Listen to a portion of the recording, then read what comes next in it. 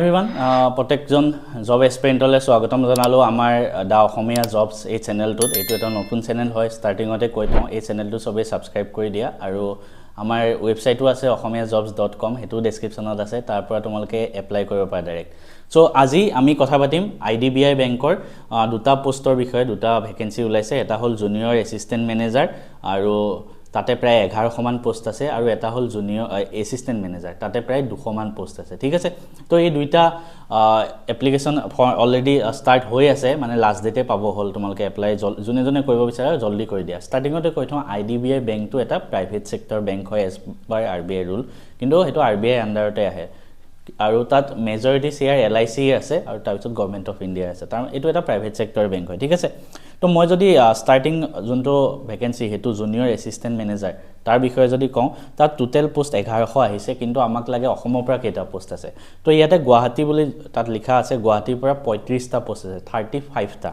ঠিক আছে 35 টা পোষ্ট আছে জুনিয়ৰ এসিস্ট্যান্ট ম্যানেজাৰৰ বাবে গুৱাহাটীৰ পৰা তাতে ভ্যাকেন্সি ব্ৰেকডাউনটো মই দেখাই দিম বাৰু SC ৰ বাবে 5 টা বা OBC ৰ বাবে 9 টা জেনাৰেলৰ 16 টা টোটাল আউট অফ মানে 1100 টোটাল 35 গুৱাহাটীৰ পৰা পোষ্ট আছে তাৰ পিছত এলিজিবিলিটি ক্ৰাইটেৰিয়া কি হয় ইয়াতে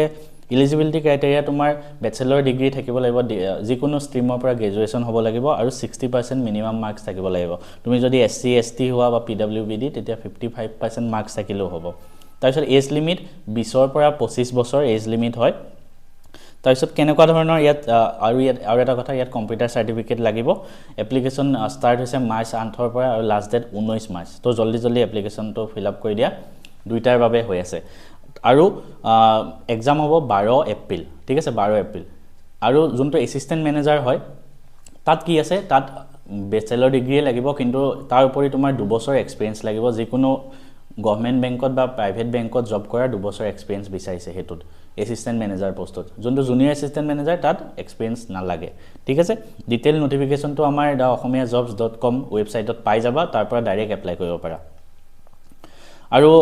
বাকি স্যালাৰি ষ্ট্ৰাকচাৰ ইয়াত দিয়া আছে মই হেখিনি আমাৰ তাতে তোমালোকে নোটিফিকেশনত চাই লবা সিলেকশন প্ৰসেস কি হ'ব এটা অনলাইন টেষ্ট হ'ব তাৰ পিছত পাৰ্সোনাল ইন্টাৰভিউ এটা হ'ব অনলাইন টেষ্টত কেনেকুৱা ধৰণৰ এক্সাম কোৱেশ্চন আহিব জানানে logical reasoning data analysis and interpretation মানে ৰিজনিং আৰু ম্যাথছ বুলি যদি কওঁ DI এণ্ড ৰিজনিং হেখিনি তাতে 60 কোৱেশ্চন আহিব ম্যাক্সিমাম মাৰ্ক 60 আৰু তাতে 40 মিনিট সময় থাকিব ইংলিশ ল্যাঙ্গুৱেজ আহিব 40 টা কোৱেশ্চন 40 নম্বৰ তাতে আহিব তোমাৰ 20 মিনিট সময় তাৰপিছত কোয়ান্টিটিভ এপ্টিটিউড ম্যাথছ 40 টা কোৱেশ্চন 40 নম্বৰ 35 মিনিট টাইম পাবা আৰু general bank economy banking awareness computer IT তাৰ মানে কাৰেন্ট এফেয়াৰ্স বেংকিংৰ বা কম্পিউটাৰ IT ৰিলেটেড কোৱেশ্চন 60 টা কোৱেশ্চন 60 মিনিট টাইম থাকিব 60 টা কোৱেশ্চন 60 মাৰ্ক আৰু 25 মিনিটস টাইম থাকিব টোটাল 200 মাৰ্কছৰ কোৱেশ্চন আহিব তোমাৰ আৰু 2 ঘণ্টা টাইম পাবা নেগেটিভ মাৰ্কিং থাকিব ইয়াতে অবিয়াসলি সব বেংক এক্সামত নেগেটিভ মাৰ্কিং থাকে তাৰপিছত তোমাৰ পাৰ্সোনাল ইন্টাৰভিউ এটা হ'ব তোমাৰ যোনটো ৰিটেন টেষ্টৰ মাৰ্কস তাৰ 75% যোগ কৰা হ'ব আৰু পাৰ্সোনাল ইন্টাৰভিউৰ তোমাৰ 25% মাৰ্কস যোগ কৰি ফাইনেল মেৰিট লিষ্টটো বনোৱা হ'ব ঠিক আছে এখিনি মই কলো তোমালোকক কিহৰ বাবে এখিনি হল আমাৰ জুনিয়ৰ এসিস্ট্যান্ট ম্যানেজাৰৰ বাবে সিমিলাৰলি মই যদি তোমালোকক কওঁ যে এসিস্ট্যান্ট ম্যানেজাৰৰ বাবে যোনটো 2 বছৰ এক্সপেৰিয়েন্স লাগিব বুলি কোৱা হৈছিল তাত টোটাল ভ্যাকেন্সি আছে 200 টা ঠিক আছে 200 টা টোটাল ভ্যাকেন্সি আছে তাৰে এই 200 টা তোমাৰ অসমৰ বুলি কথা নাই এটো কিন্তু অল ওভাৰ ইন্ডিয়াৰ ভিতৰত দিছে আৰু এই এসিস্ট্যান্ট ম্যানেজাৰ পোষ্টত তোমাৰ অল ওভাৰ ইন্ডিয়া যিকোনো জায়গাত পোষ্টিং দিব পাৰে ঠিক আছে সেইভাবে গোটে ইন্ডিয়াৰ ভিতৰত 200 টা পোষ্ট বহুতে ক'ব বহুত কম পোষ্ট দেখোন বহুত কম পোষ্ট ইয়াতকৈ বহুত কম পোষ্টত ওলোৱা চাকৰি মই পাইছিলো ঠিক আছে মই IT অফিচাৰ জব পাইছিলো IBPS IT অফিচাৰ হেতুন মাত্ৰ 120 টা পোষ্ট আছিল তো তাৰ ভিতৰতো মই অল ওভাৰ ইন্ডিয়াত তাতো মই সিলেক্ট হৈছিলো ঠিক আছে তো যোনটো এসিস্ট্যান্ট ম্যানেজাৰ তাতো গ্ৰেজুৱেচন লাগে কিন্তু ইয়াতে এক্সপেৰিয়েন্স লাগিব 2 বছৰ মিনিমাম 21 ৰ পৰা 30 বছৰ ইয়াতে এজ লিমিট হয় আৰু ইয়াৰো সেম এপ্ৰিলৰ 12 তাৰিখে ইয়াৰ এক্সাম হ'ব আৰু মাৰ্চ 8 ৰ পৰা মাৰ্চ 19 ইয়াৰো এপ্লিকেশন ফৰ্ম চলি আছে মানে ইয়াৰ এপ্লাই চলি আছে জলদি এপ্লাই কৰি দিয়া আৰু এটো তোমাৰ ওয়াৰ্ক এক্সপেৰিয়েন্সও বিচাৰিছে ইয়াৰ উপৰি কেটামান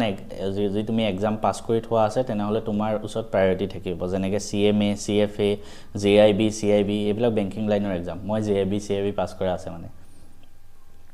আৰু ইয়াতে স্যালাৰি ষ্ট্ৰাকচাৰ ভাল হয় ষ্টাৰ্টিং স্যালাৰি 80-90,000 মানলৈকে যাব পাৰে মানে ঠিক আছে তাৰপিছত ইয়াতো সিলেকশ্যন প্ৰচিডিউৰ সেম অনলাইন টেষ্ট আৰু পাৰ্সোনাল ইন্টাৰভিউ অনলাইন টেষ্টৰ প্যাটাৰ্ন আৰু যি